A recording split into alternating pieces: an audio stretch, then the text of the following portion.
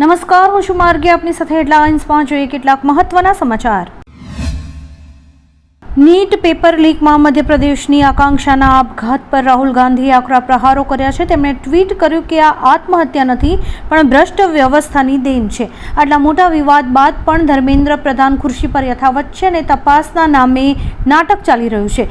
કોઈ ન્યાય મળ્યો નથી. પીએમ મોદીને તેમણે જણાવ્યું કે ખુરશી કાયમી નથી હોતી, પરંતુ તમે છેલ્લા 12 વર્ષમાં શિક્ષણ વ્યવસ્થાને બરબાદ કરી નાખી છે.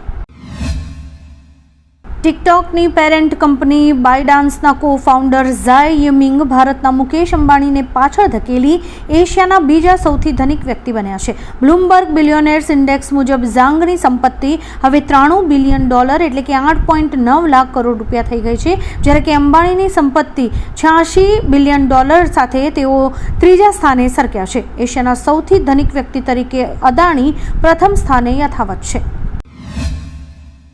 અફઘાનિસ્તાન સામેની વન-ડે સિરીઝ શરૂ થાય તે પહેલા જ ટીમ ઇન્ડિયાને મોટો ઝટકો લાગ્યો છે. Star batsman Virat Kohli hamstring ઇજાના કારણે 3 મેચેસની વન-ડે સિરીઝમાંથી બહાર થઈ ગયા છે. ભારત અને અફઘાનિસ્તાન વચ્ચે આ શ્રેણી 6 જૂન 2026થી શરૂ થવાની છે, જ્યારે બંને દેશો વચ્ચે એકમાત્ર ટેસ્ટ મેચ 6 થી 10 જૂન દરમિયાન ન્યૂ ચંડીગઢમાં રમાશે. ફિલ્મ મેકર રામ ગોપાલ વર્મા અભિનેતા રણવીર સિંહને સપોર્ટ કરીને મુશ્કેલીમાં મુકાયા છે. FWICE દ્વારા રણવીર પર મુકાયેલા પ્રતિબંધોનો વિરોધ કરતા વર્માએ ફેડરેશનને જ બેન કરવાની માંગ કરી હતી. તેના જવાબમાં FWICEના અશોક પંડિતે વળતો પ્રહાર કરતા જણાવ્યું કે વર્મા પર કર્મચારીઓના 1.25 કરોડ રૂપિયા બાકી છે. ફેડરેશને આ જૂના દેવાની યાદ અપાવીને તેમની પાસે માફીની માંગણી કરી છે. ભારતીય હવામાન વિભાગની આગાહી મુજબ દક્ષિણ પશ્ચિમ ચોમાસું આજે કેરળ અને તમિલનાડુમાં દસ્તક આપશે. પ્રી મોન્સૂન એક્ટિવિટીના કારણે દેશના 17 રાજ્યોમાં ભારે આંધી અને વરસાદનું એલર્ટ જાહેર કરાયું છે. કેરળમાં ઓરેન્જ એલર્ટ અપાયું છે, જ્યાં 7 થી 20 સેન્ટીમીટર વરસાદ પડી શકે છે. દિલ્હી, NCR સહિત ઉત્તર ભારતમાં પવન અને ધૂળની આંધી સાથે વરસાદથી કાળઝાળ ગરમીથી રાહત મળશે.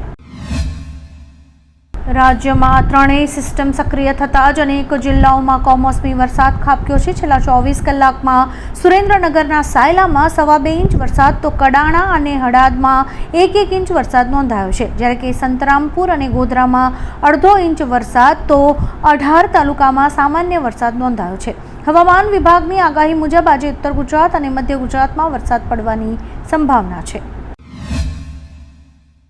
અમેરિકા અને ઈરાન વચ્ચેના તણાવ દરમિયાન રાષ્ટ્રપતિ ડોનાલ્ડ ટ્રમ્પને સંસદમાં મોટો રાજકીય ઝટકો લાગ્યો છે. હાઉસ ઓફ રિપ્રેઝેન્ટેટિવ્સે ઈરાન વિરુદ્ધ સૈન્ય કાર્યવાહી રોકવા માટેનો પ્રસ્તાવ 215 વિરુદ્ધ 208 વોટથી પસાર કર્યો છે.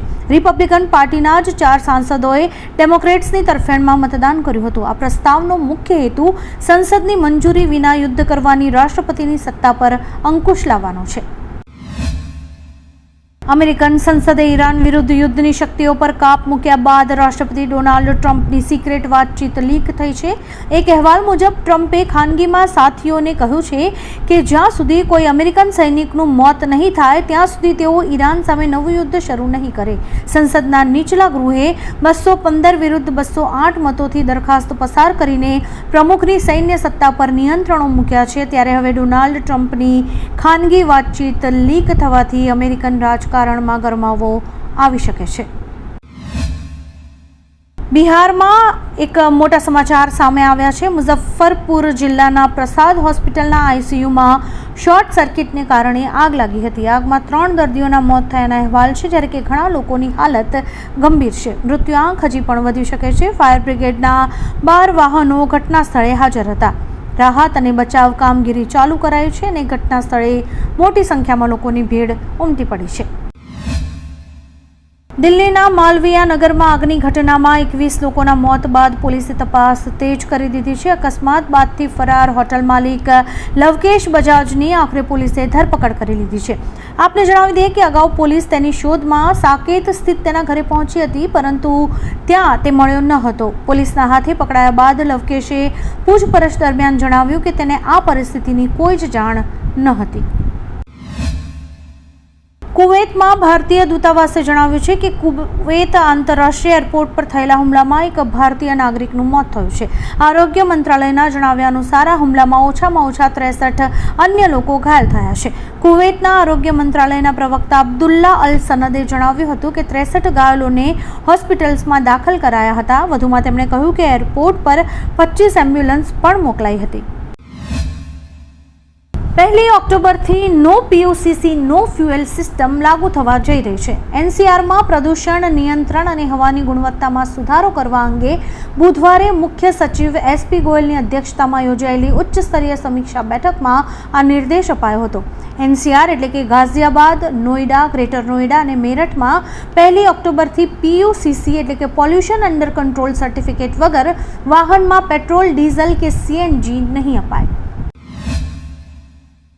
મિડલ ઈસ્ટથી એક સારા સમાચાર આવ્યા છે. હિઝબુલ્લાહના શસ્ત્રો છોડવાની શરત પર ઇઝરાયલ લેબનોન યુદ્ધ વિરામ માટે સંમત થયા છે. અમેરિકાના પ્રયાસો બાદ ઇઝરાયલ લેબનોન યુદ્ધ વિરામ માટે સંમતિ દર્શાવી રહ્યા છે. અંતર્ગત દક્ષિણ લીટાની ક્ષેત્રમાંથી હિઝબુલ્લાહની પૂર્ણ વાપસી, લેબનીઝ સેનાના વિશિષ્ટ નિયંત્રણ હેઠળ સુરક્ષા ક્ષેત્રની રચના કરવાની અને વ્યાપક શાંતિ કરાર તરફ આગળ વધવાની જાહેરાત કરાઈ છે. સીએમ બનતાની સાથે જ કર્ણાટકના નવા સીએમ એક્શન મોડમાં આવ્યા છે. સીએમ ડીકે શિવકુમારે બેંગલુરુ અને રાજ્યના યુવાનો માટે મહત્વપૂર્ણ નિર્ણયો લીધા છે.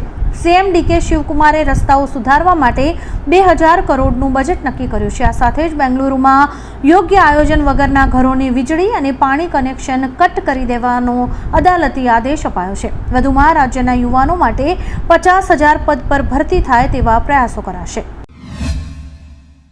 રાજ્યમાં અકસ્માતનો સિલસિલો યથાવત છે. મહેસાણાના શોભાસણ ગામ નજીક રેલવે ટ્રેક ક્રોસ કરી રહેલા 3 બાળકોને માલગાડીએ અડફેટે લેતા 3 બાળકોના ઘટના સ્થળે જ કરુણ મોત નીપજ્યા છે. ઘટના બાદ પરિવાર પર આપ ફાટી પડ્યું હતું. બનાવની જાણ પોલીસ વિભાગને કરતા પોલીસ ઘટના સ્થળે પહોંચી હતી અને આગળની વધુ કાર્યવાહી હાથ ધરી છે. બીસીસીઆઈએ સૂર્યકુમાર યાદવને T20ના કેપ્ટન પદ પરથી હટાવવાનો નિર્ણય કરી લીધો છે. આયર્લેન્ડ અને ઇંગ્લેન્ડ પ્રવાસ પર ભારતીય ટીમ નવા T20 કેપ્ટન સાથે જશે. હવે નવા કેપ્ટનની દાવેદારીમાં 5 ખેલાડીઓ સૌથી આગળ દેખાઈ રહ્યા છે, જેમાં શ્રેયસ અય્યર, શુભમન ગિલ, રજત પાટીદાર, તિલક વર્મા અને હાર્દિક પંડ્યા સામેલ છે. બીસીસીઆઈ ટૂંક જ સમયમાં નવા કેપ્ટનની જાહેરાત કરશે. વડાપ્રધાન શ્રી મોદી આજે અમદાવાદમાં પ્રથમ વર્લ્ડ યોગાસન સ્પોર્ટ્સ ચેમ્પિયનશિપનું સાંજે ઉદ્ઘાટન કરશે. આ કાર્યક્રમમાં કેન્દ્રીય મંત્રી મનસુખ માંડવિયા, સીએમ ભૂપેન્દ્ર પટેલ, ડીવાયસીએમ હર્ષ સંઘવી, યોગ ગુરુ બાબા રામદેવ અને દેશ વિદેશના ખેલાડીઓ હાજર રહેશે. વધુમાં પીએમ મોદીએ એક્સ પર લખ્યું કે 4 જૂને અમદાવાદમાં પ્રથમ વિશ્વ યોગાસન સ્પોર્ટ્સ ચેમ્પિયનશિપ 2026ની શરૂઆત થશે. ઈરાન અને અમેરિકા વચ્ચે સતત વધી રહેલા તણાવને ઓછો કરવાના પ્રયાસો ચાલી રહ્યા છે. દરમિયાન અમેરિકી રાષ્ટ્રપતિ ડોનાલ્ડ ટ્રમ્પે જણાવ્યું કે ઈરાન સાથે સમજૂતી કરાર એટલે કે MOU પર હસ્તાક્ષર કર્યા બાદ હોર્મુઝ સ્ટ્રેટ તરત જ ખોલી દેવાશે. વધુમાં ટ્રમ્પે જણાવ્યું હતું કે તેઓ હોર્મુઝ સ્ટ્રેટને ફરી ખોલવાના મુદ્દાને લેબનોનમાં ચાલી રહેલા ઇઝરાયેલી લશ્કરી કાર્યવાહીથી અલગ રાખવા માંગે છે. બોલિવૂડ અભિનેતા આમિર ખાન એકવાર ફરી અંગત જીવનને લઈને ચર્ચામાં આવ્યા છે. ચર્ચા છે કે આમિર ખાન 61 વર્ષની ઉંમરે ગર્લફ્રેન્ડ ગૌરી સ્પ્રેટ સાથે ત્રીજી વાર લગ્ન ગ્રંથિથી જોડાવા જઈ રહ્યા છે. લાંબા સમયના ડેટિંગ અને લિવ-ઇનમાં રહ્યા બાદ હવે આ કપલ સત્તાવાર સંબંધનું નામ આપવા માટે જઈ રહ્યું છે. મીડિયા રિપોર્ટ અનુસાર આમિર ગૌરીના લગ્ન 5મી જુલાઈએ ખાનગી રીતે યોજાશે. આપને જણાવી દઈએ કે આમિર ખાન તરફથી જોકે કોઈ નિવેદન આ મામલે નથી અપાયું. રશિયા અને યુક્રેન વચ્ચે ચાલી રહેલા તણાવ દરમિયાન યુક્રેને રશિયાના સેન્ટ પીટર્સબર્ગ શહેર પર ડ્રોન વડે ભયંકર હુમલો કર્યો હોવાનું સામે આવ્યું છે. હુમલાને કારણે ટર્મિનલને મોટી માત્રામાં નુકસાન પહોંચ્યું છે. હુમલાના લાઈવ દ્રશ્યો પણ કેમેરામાં કેદ થયા છે. હુમલાથી રશિયાને આર્થિક અને વ્યૂહાત્મક રીતે મોટો ફટકો પડ્યો હોવાનું માનવામાં આવી રહ્યું છે. જોકે હુમલામાં કોઈ જાનહાનિના અહેવાલ નથી મળ્યા. આવા જ કેટલાક રસપ્રદ સમાચારો નિહાળવા માટે અમારી YouTube ચેનલને લાઇક, શેર અને સબસ્ક્રાઇબ કરો અને જોતા રહો હેડલાઇન્સ.